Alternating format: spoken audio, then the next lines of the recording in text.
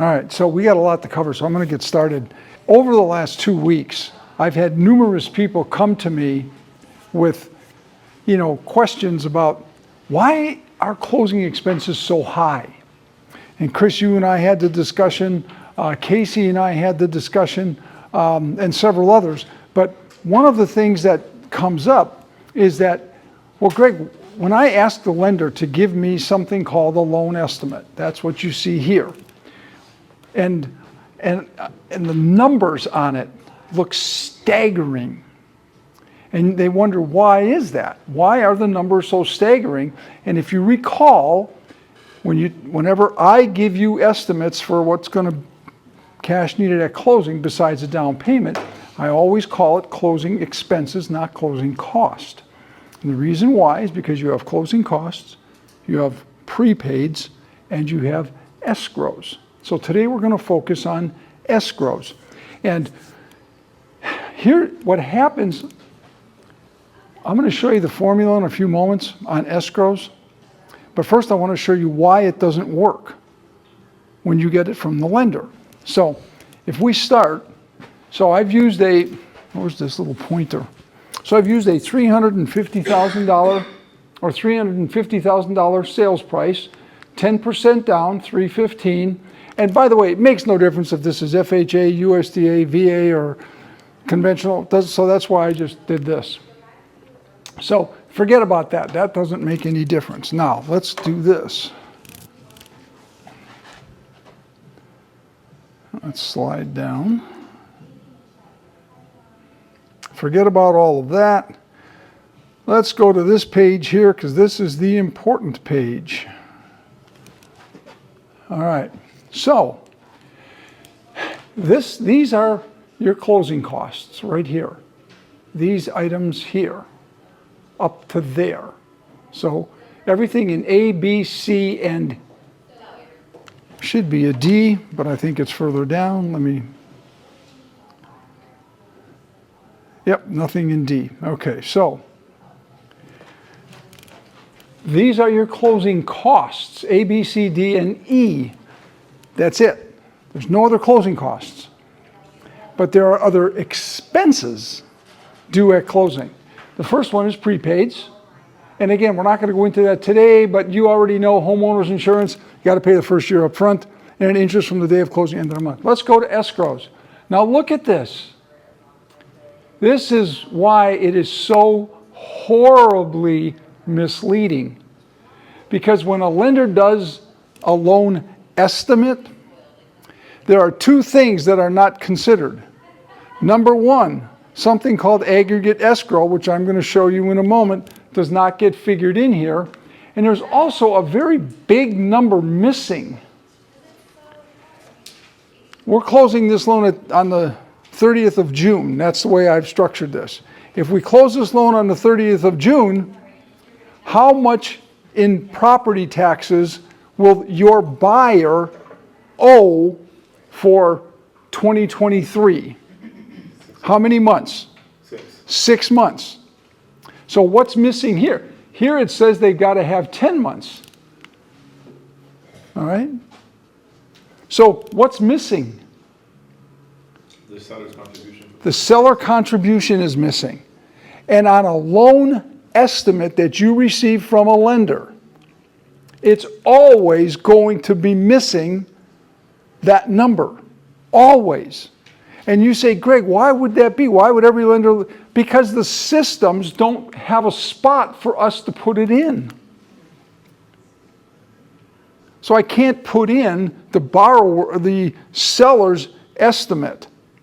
So what happens is when you receive this or the buyer receives this, what happened to Chris's customer, they see this number, they're freaked out. Because they're saying I can't afford that. I don't have that much money. I don't have this. What else is missing? Their earnest money is missing. So there's all kinds of things that can happen, but this is the big one, escrows. That's missing. So just bear in mind, whenever your borrower gets a loan estimate, from the lender. This is always going to be wrong. Always. Again, not because the originator is trying to do something mean, but there's no way, there's no place to put the seller prorated amount. There's no place to put it in the system. So now I want to go to the second document, and this is called the initial CD. Now the initial CD, this is the one that has to go out 3 business days before closing in order for the loan to close on time. You all know about that. I'm not going to go into TRID this morning, but you do know about that. Okay, so you notice first of all how different this looks than the last document. This is a closing disclosure. This is the initial closing disclosure. Now that loan estimate's 2 pages. This one is 3 pages. So this one goes through all your closing costs that we talked about. Here's your prepaids, and here's your escrow. What happened? Escrow's the same number. Same number off the loan estimate on the initial closing disclosure. Now it depends when the lender sends this, and it makes a difference. Now, at my former company, they would not send this document out, drove me crazy, until the appraisal was in. And sometimes that appraisal took a while to get in. Think back in 2020, 2021, how backed up everybody was. It took a while to get things in. This document was held up, it didn't get done. And now you start pressing to get it done so you can, well, at least where I'm at now, my company now for the last 2.5 years, as soon as we go through underwriting, we go through underwriting fast. Once it goes to underwriting, we send this out. So, but this is still here. Now look what's not here. Now you go down to the bottom, page 3.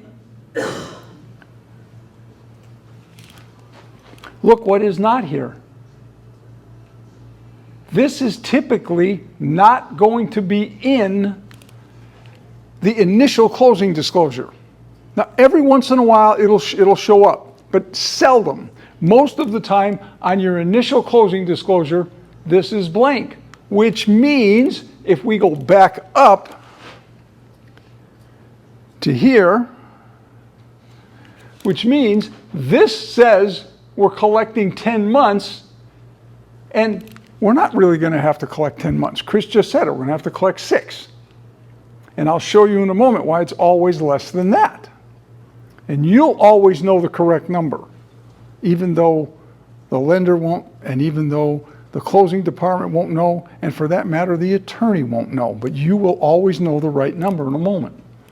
Now, you'll notice over here it says aggregate adjustment.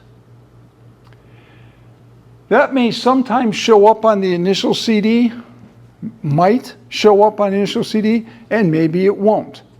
What is an aggregate adjustment? In aggregate, there's a federal formula that every loan servicer in the country must adhere to.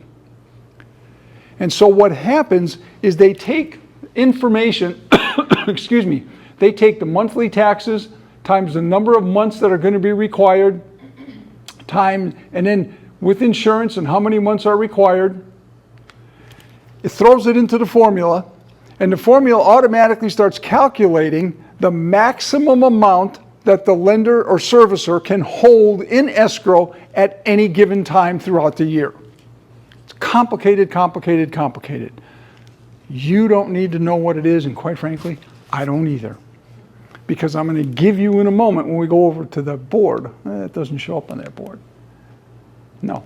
I am going to show you what the number is all the time. But this is your initial closing disclosure. So now, like Chris had in his situation, the loan estimate was way high.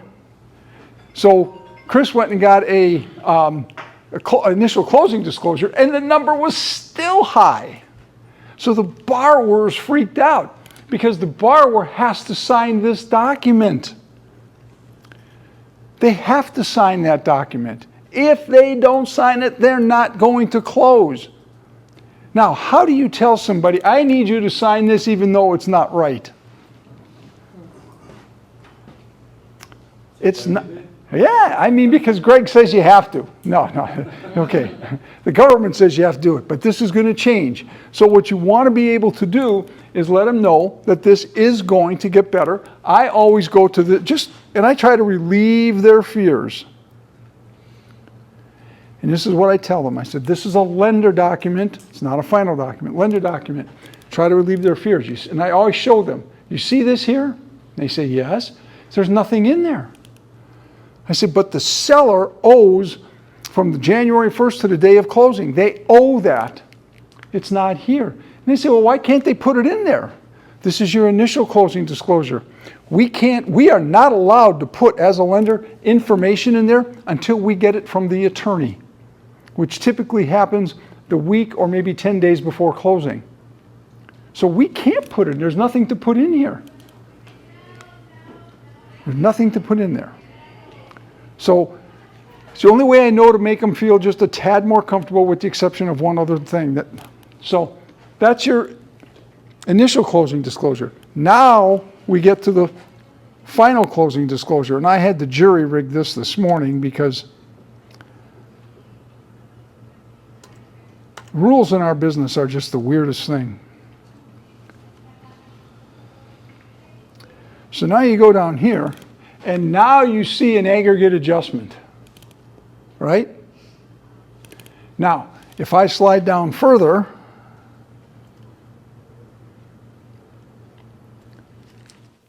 you'll see there's nothing here. That number right there, seller credit, that should be down here. Unfortunately, for the loan officer, I can't put this information in the system. Lenders do not allow loan officers to put this information in the system. It has to be put in by someone in operations or someone in closing departments that can only put it in there. So I just jury rigged it and I put it in here. But that number, 43,866, is quite a bit different than this one. So you can see it's, what's that? 26, right? Yeah, this is 46.8, and this one was 43.8. So 46.3 to 43.8. That's a huge difference. It's huge because of two things. This number here, which really should be down here, 6 months at $335 a month of taxes, and because of the aggregate escrow. So now you're saying, well, Greg, wait a minute. If all this is wrong, how do we know what to do? That's what I'm going to show you over here. All right? So let's take a situation. And I tell you a quick story. This little exercise I'm going to do now, I did this for the first time back in 1990. And I got very frustrated because the numbers didn't know the numbers, same problem that we have now, we had back then. So what I did is I prepared a document. And I just started sending out this document to everybody and their brother. And it showed you, no matter what month you closed, it showed you exactly what your escrows were going to be in the state of Georgia, as long as you knew what the tax number was, monthly taxes. Within 6 months, I would go to attorney's office. Back then, I would have had time to attend closings. I'd go to the attorney's office. That stupid sheet of paper that I sent out to everybody, attorneys were using it. And the numbers haven't changed. And let me show you why, okay? So we're going to say we're closing in June.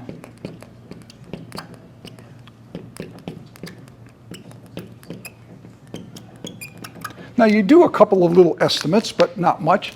Closing in June. If you close in June, when's your first payment? August. Close in June, first payment's August. All right? Let's assume the tax bill comes out in September. Now, most taxes in the state of Georgia are due, between September 15th and November 15th, depending what county it is. Let's just say the bill comes out in September. Let's make it easy. Bill comes out in September, taxes are due and payable upon receipt. There's only one county, actually 2 counties in Georgia, that actually bill twice a year. DeKalb County is one of them. Everybody else bills once a year. So the tax bill comes out, and tax bill comes out in August, or we're going to say September.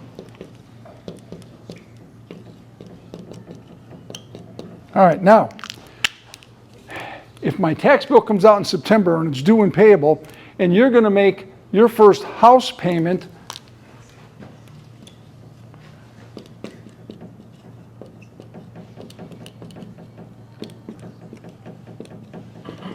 is August,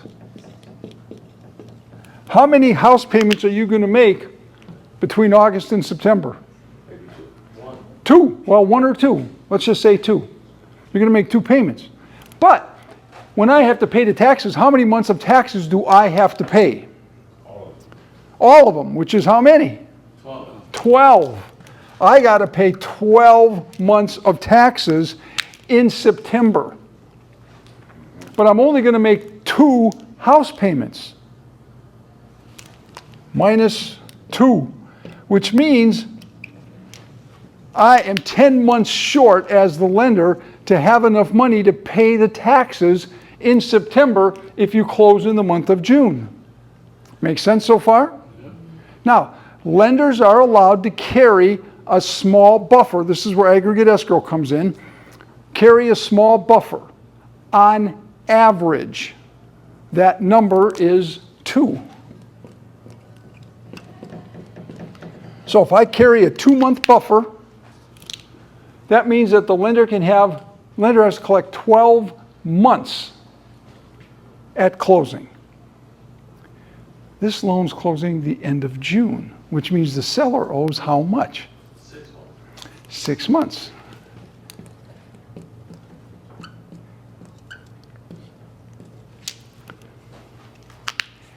Every purchase closing in the state of Georgia, every purchase closing state of Georgia will always be 6. We're going to take another month just to show you it's always going to be 6. Now, it's actually going to be less than 6. And the reason why is because of aggregate escrow. But if you use 6, you're always going to be just a tad high. If you're working with me and I'm working with one of your clients, I'm letting them know, and initially they'll see the 6, and then they'll start seeing 5 1/4, 5 1/2, depending, because it's always going to be somewhere between 5 1/4, 5 1/2. Always, always, always. Let's look at another month. We're going to close in March, all right? We close in March. So if we close in March, first payment's when? May. So May, June, July, August, September. So that means you're going to make 5 payments. You got to pay 12 months, minus the 5 that you're going to make payments, that comes to 7. Right? Comes to 7. Plus 2 months for escrow, that's 9. If I close in March, how many months am I collecting from the seller? How many? 3. Minus 3 equals 6. It's always 6 months. And if you were to ask this of 98 different lenders out of 100, they won't know this. Neither will even some of the closing departments that do this every single day. So you are getting some information that you can now take to the bank. It's going to make you look better. Let's say that the closing is going to be in November. Oh, wait a minute once, Greg, November. That means that it's already past when the bill had to be paid. So November. So now let's figure it out once. If they close in November, when is their first house payment due? January. When is it? January. January. So if we're going to close in January and I got to make 12, I got to pay the bill. All right? How many payments am I going to make by September? By September, I'm closing in November. First payment's January. I'm going to make how many payments when I get to September? 9. Minus 9 plus, this is equals 3 plus 2 equals 5. Okay, I'm closing. Those are the 2 for escrow, right? These are the 2 for escrow, plus 5. All right? Now, the seller, I'm paying for the whole year, correct? And the seller had to pay the taxes for all, because mind you, we're closing in November. So the seller had to pay the taxes 2 months earlier because the taxes in September, we close in November. Seller had to pay for the whole year. So I am closing in November. Well, the seller shouldn't have to pay the taxes for the month of December, but they already did. Which means I owe the seller 1 month. Amazing. It's always going to be 6 minus something for the aggregate escrow. So going forward, I don't care what the lender documents say. This is not a refinance now. Refinance is totally more confusing. Purchases. Every purchase in the state of Georgia, you're going to collect somewhere right around 5.5 months after, or maybe 5.25 after you take into account aggregate escrow. Never, ever, ever changes. That is an absolute. Now, Maybe some lenders that do 3 months, bro. doesn't make any difference. They might. The aggregate escrow will automatically adjust it. So the lender might put 3 months here. All right? I've seen 3 months, heck, I've seen 4 months at my company. It doesn't make any difference because the aggregate escrow automatically adjusts it because remember, the federal government will only allow servicers to carry so much money in escrow at any one time. So it makes no difference. All right? Same thing with insurance. If you ask most any lender or any attorney in town, how many months am I going to put away for homeowners insurance? They'll all tell you 3. My document shows 3, but after aggregate escrow, it's about 2.5 because you're only allowed to carry so much. So now you can absolutely take to the bank 6 months. That's all that it is for taxes and 3 months for homeowners insurance, and you minus both of them by 1/2, so 2.5 and 5.5, and you're going to be on target. And you can relieve the fears of your clients. These numbers work for my 33 years in the business. It hasn't changed, still to this day. Now, I've said all that, and I've been very absolute about the fact that it's 6 months. There is one exception to this. If you have somebody who is a senior citizen and they are living in one of the counties where they get a senior discount on their taxes, when the attorney sends in the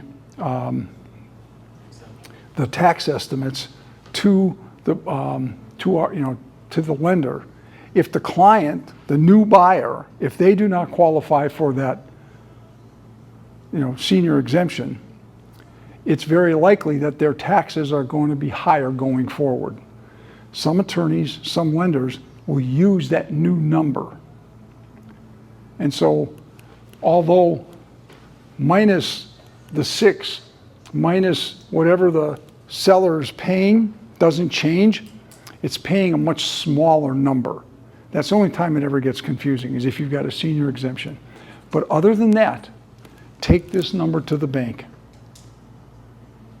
Now, if you have any questions, let me know. Just to quickly summarize, loan estimate, this document that we had up there before, the loan estimate will never have the aggregate on it and will never have the seller's contribution because there's no place to put it. Lenders can't put it in. Your loan officer can't do it. The initial closing disclosure is not going to show, it's not going to show the aggregate escrow. It's going to be 0 most of the time, and it's never going to have the numbers down here on the initial closing disclosure. It won't be till the end of it. Now, one last thing. If your buyer is working with me, although my company by law has to send this out, but what I do is I have something called a financial illustration. and I prepare them a financial illustration. And because the financial illustration doesn't go through my mortgage system, it sits on my computer in an Excel spreadsheet, I can put in anything I want. And so I put in the correct numbers up front. So when they get the loan estimate, by that time they've already received my financial illustration and generally an explanation from me and an explanation as to why the numbers are different in the two, and they can trust my number. It never fails. It never fails. That's why I use my document to explain it to our customer rather than using this crazy thing, which is always wrong. All right? Any questions? All right, thanks. I'm sorry. Why are you calling it aggregate escrow? What's that? Why are you calling it aggregate? Because that's what it's called. That's what it's called. Okay. Yeah, or it's called aggregate escrow or aggregate adjustment. Okay. On your document, you'll oftentimes see it says aggregate adjustment Okay. because they made an adjustment based on the calculation that the government makes us use. Okay. Aggregate adjustment. Okay? All right, thanks everybody. Thank you. Oh, I forgot to mention one other thing. This is very important. A lot of times when you're real tight on cash to close, and what happens in the mortgage system, underwriting doesn't have the seller's prorated amount. So it might still show 10 or 12 or 13 months of escrow. So what everybody knows this, and if they're working with me, but they just take what I call my final figures document, and they say that's the number it's going to be. And in our case, our underwriters look at that and say, okay, Greg, we're okay, because we know it's going to be this number. That makes a huge difference. So you can cut down cash to close by adding what that seller proration is, but most of the time that doesn't show up until after clear to close. Okay?